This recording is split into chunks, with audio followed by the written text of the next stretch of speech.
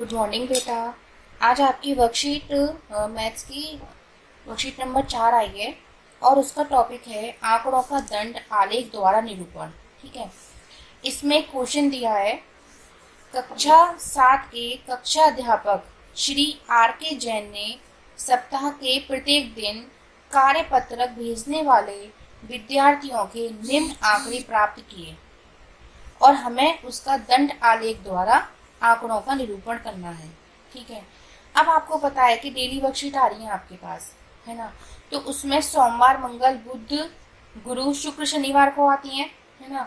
तो सारे बच्चे एक ही दिन तो नहीं भेजते हैं, तो उन्होंने क्या देखा, सोमवार को 34 बच्चे भेज रहे हैं, मंगलवार को 28 बच्चे भेज रहे हैं, बुधवार को 45 बच्चे, गुरुवार को 48, शुक्रवार को 39 और शनिवार को 35 बच्चे काम अपना भेज रहे हैं। किस पर भेज रहे हैं? कार्यपत्रक वाला काम भेज रहे हैं।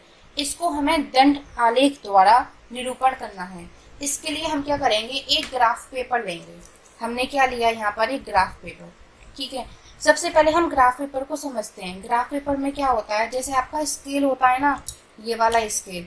ठीक है, इसमें 1 सेंटीमीटर होता है और 1 सेंटीमीटर के बीच में 10 खाने होते हैं और वो 10 खाने 1 mm के होते हैं, यानी कि 1 मिलीमीटर के। इसी तरीके से आपको जो ग्राफ पेपर लेना है वो 1 mm वाला या फिर 1 सेंटीमीटर वाला लेना है। इसका मतलब क्या हुआ, इन दोनों में क्या होगा, 1 सेंटीमीटर का गैप होगा और उसके बीच में 10 खाने होंगे। ठीक है, ये ग्राफ पेपर हमने ले लिया। इसमें हमें दो चीज़ है। सबसे पहली चीज़ क्या है, एक्स एक्सिस या फिर एक्स अक्ष और वाई अक्ष। इसको हमने इस तरीके से बनाया। ये वाली जो कहलाती है आपकी क्षितिज रेखा जो कहलाती है, ये एक्स अक्ष कहलाती है या फिर हम इसे बोलते हैं एक्स एक्सिस। हम यहाँ पर लिख लेते हैं एक्स अक्ष या फिर एक्स एक्सिस। ठीक है, और ये वाली जो लाइन कहलाती है आपकी, ये लंबी वाली इस तरीके से खड़ी है, इसको बोलते हैं हम वाई एक्सिस या फिर वाई अक्ष बोलते हैं। इसको हमने यहाँ पर इस तरीके से कर लिया।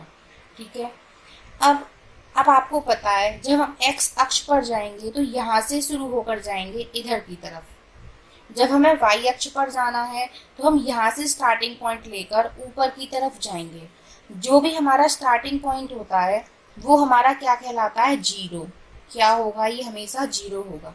ठीक है, अब हम क्वेश्चन के अकॉर्डिंग इसको हम लेते हैं। क्या लेते हैं, हमारा जो क्वेश्चन है उसने बोला है कि देखो, इसमें हम आंकड़े देखेंगे क्या है, 34, 28, 45, 48, यानी कि जितने भी आंकड़े हैं ना हमारे, सब दहाई में हैं। इकाई दहाई, इकाई दहाई, इकाई दहाई।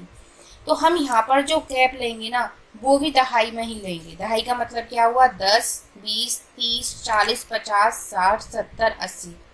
अगर हमारे आंकड़े सैकड़े में होते तो हम यहाँ पे भी जो स्केल लेते वो हम लेते सैकड़े में, 100, 200, 300, 400, 500। अब बात आती है इसमें गैपिंग की। इसमें हमेशा गैपिंग हमारी इक्वल होनी चाहिए। जीरो से शुरू किया है, अगर हम यहाँ पर 10 लिख रहे हैं तो 20 के लिए भी हमें एक खाना छोड़ना होगा। इसमें एक खाना छोड़ा है ना, तो 20 हमारा यहाँ पर आएगा। ठीक है, 30 हम यहाँ पर या यहाँ पर नहीं लिखेंगे, सेम खाना ही छोड़ेंगे। एक खाने के बाद 20, फिर एक खाने के बाद में हमने क्या लिखा है यहाँ पर, 30। फिर क्या लिखेंगे, 40, 50। ठीक है, अब हम ये नहीं, हमें लिखते चले जाना है। हम यहाँ पर देखेंगे कि हमारा हाईएस्ट स्कोर क्या है। हाईएस्ट स्कोर हमारा है यहाँ पर 48। तो 48 के हिसाब से अगर देखा जाए तो ज़्यादा से ज़्यादा हम 50 या फिर कितना ले लेंगे, 60 ले लेंगे। ठीक है, अब ये हमने यहाँ पर वाई एक्सिस पर अपने आंकड़े लिख लिए, स्केल ले लिया, 10, 20, 30, 40, 50, 60। अब आती है बात बार ग्राफ या फिर दंड आलेख बनाने की। यहाँ पर हम बात कर रहे हैं सोमवार की 34 है। ठीक है, सोमवार को 34 है ना, तो हम यहाँ पर क्या करेंगे, 34 का मतलब क्या हुआ, 30 + 4, तो हम 30 पर जाएंगे पहले, 10, 20, 30। अब 4 के लिए क्या करेंगे हम, यहाँ पर आपको ये छोटे खाने दिखाई दे रहे हैं ना, बहुत छोटे छोटे खाने दिखाई दे रहे हैं आपको।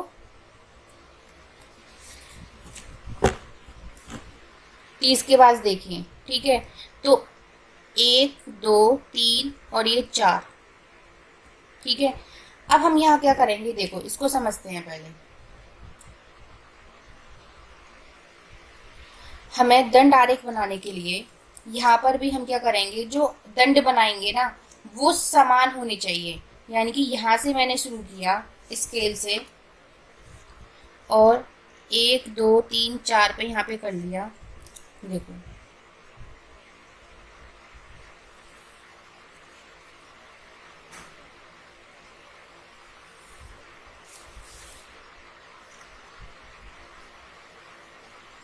इस तरीके से। ठीक है, ये आपका एक दंड बन गया और उसका मान कितना है 34 या 34, और ये किस दिन के लिए है, आपका सोमवार के लिए। ठीक है, तो हम यहाँ पर सोम लिख लेंगे। दूसरा है आपका मंगलवार के लिए, मंगलवार यानी कि 28। 28 का मतलब हो गया 20 + 8, तो 20, इसके लिए हम 8 गिनेंगे। लेकिन बेटा अब आप एक चीज देखो, दंड आरेख बनाने के लिए यहाँ पर आपने 1 सेंटीमीटर यानी कि एक खाना लिया है ना, तो पहले एक खाना छोड़ेंगे फिर एक खाने के लिए बनाएंगे, है ना। ऐसा नहीं इसके बराबर में बना दें या फिर कहीं से भी शुरू कर दें, कितना भी मोटा ले लें। जितना मोटा आपने ये वाला लिया है ना 1 सेंटीमीटर का, ये भी हमें 1 सेंटीमीटर ये लेना होगा। ठीक है, तो इसके लिए हम क्या करेंगे, 28 है ना, तो 20 तो आपका यहाँ पर आ गया। अब इसके 8 छोटे खाने गिनेंगे हम, 1 2 3 4 5 6 7 8। ठीक है, तो हमने पहले यहाँ पर इसको ये किया और यहाँ पर हमने इसको बना दिया।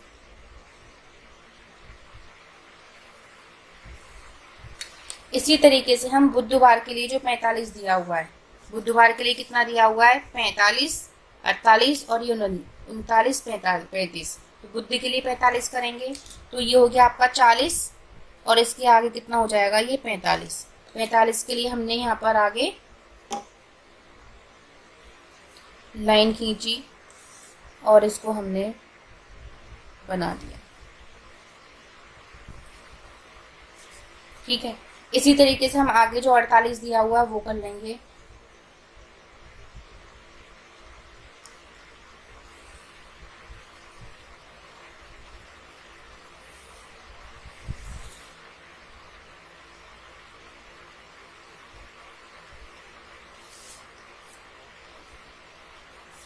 फिर आपको दिया हुआ है 39।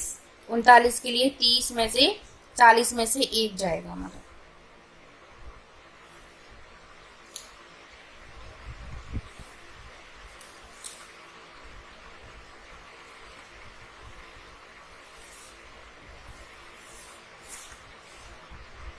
आप देख रहे हो ना यहाँ पे मैं किस तरीके से बना रही हूँ। आगे 35 है, 30 + 5। इसको हमें ग्राफ पेपर पे ही बनाना होता है क्योंकि जिससे कि इसकी मोटाई समान रहे और समान ही अंतर आए, इसलिए इसको हम ग्राफ पेपर पर बनाते हैं। अब आप देख रहे हो जितने भी मैंने दंड यहाँ पर बनाए हैं सबकी मोटाई समान है और सबके दंडों में, सभी दंड में समान अंतर है। और हम यहाँ पर लिख लेते हैं सोम मंगल बुध और शुक्र। ठीक है, सोम मंगल बुध, यहाँ पे गुरु आएगा, सॉरी बेटा, गुरु शुक्र और शनि। ठीक है, ये आपका क्या बन गया, यहाँ पर दंड आरेख बन गया। अगर यहाँ पे हम लिख सकते हैं, ठीक है, स्केल भी हम यहाँ पे लिख लेते हैं। इस तरीके से आपका ये क्वेश्चन एक हो गया। इसके बाद आपका प्रश्न नंबर 1 और प्रश्न नंबर 2 बचते हैं, उसको अभी हम बताएं।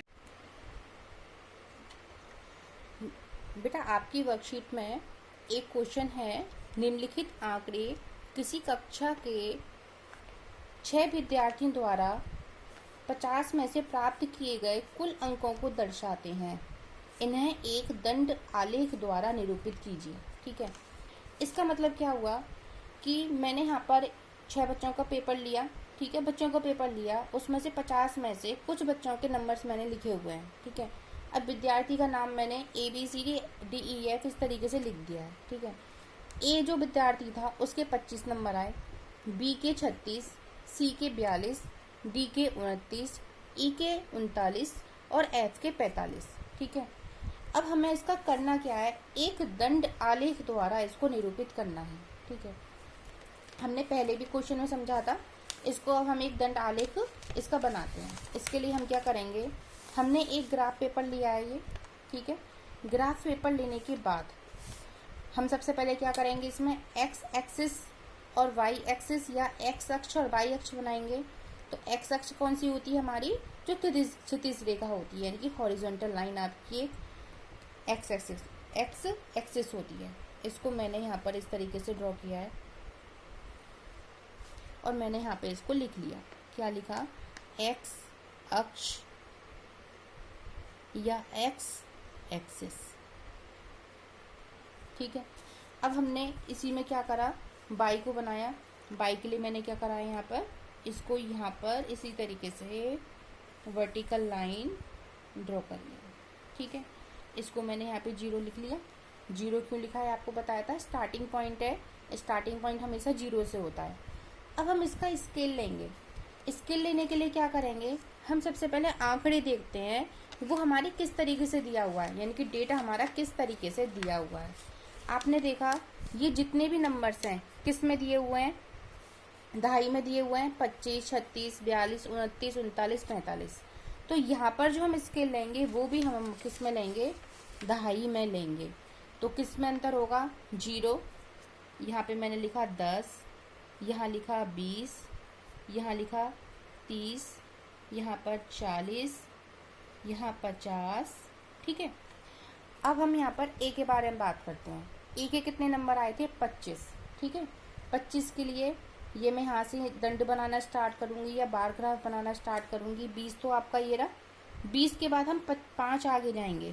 तो 5 के लिए हम यहाँ पे छोटे खाने देख रहे हैं, छोटे खाने बनाएंगे, देखेंगे 1, 2, 3, 4, 5। ठीक है, अब यहाँ पे मैंने क्या करा, सबसे पहले इसको ड्रॉ किया। यहाँ पर ये आपका हो गया 25, यानी कि ए के कितने नंबर आए थे, 25 आए थे।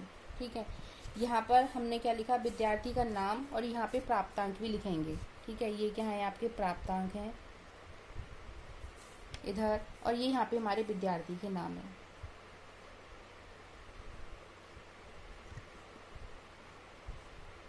ठीक है, अब हम बात करते हैं बी की। बी ने क्या करा है, बी के कितने नंबर आए थे, 36। ठीक है, तो हम यहाँ पे 30 तो ये हो गए हमारे। अब हम 6 आगे जाएंगे, यहाँ पर 1, 2, 3, 4, 5, 6।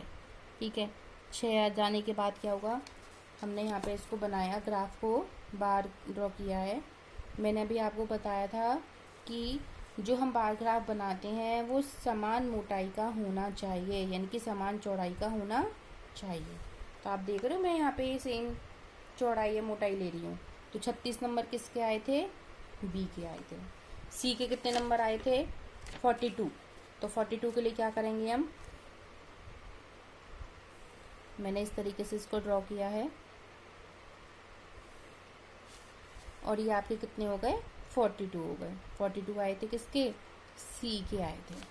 ठीक है, मैंने यहाँ पे सी लिख दिया। ठीक है, अब डी के कितने आए थे, एक बार देख लेते हैं, 29 आए थे इसके। ठीक है, तो 30 में से 1 माइनस कर देंगे, डायरेक्ट हो जाएगा, हमें यहाँ पे गिनने की ज़रूरत नहीं पड़ेगी। ठीक है, यहाँ पे मेरे कितने हो गए, ये 29। इसको मैं इस तरीके से भी ड्रॉ कर सकती हूँ। ठीक है, ये हो गया आपका डी। फिर ई के कितने आए थे, 39 आए थे। 39 और 45 है गया ना हमारा, तो यहाँ पे कितने आए थे इसके, 39। तो हम डायरेक्ट बना लेंगे, 40 में से 1 माइनस कर सकते हैं, तो ये हो गया आपका 39। आपके बेटा समझ में आ रहा है ना कि मैं इसको किस तरीके से बना रही हूँ। ठीक है, तो ये हो गया आपका ई। अब बचा एफ। एफ का कितना, 45। तो 45 के लिए 4, और हम यहाँ पे 5 काउंट करेंगे, 1, 2, 3, 4, 5। मैंने यहाँ पे इसको बना दिया।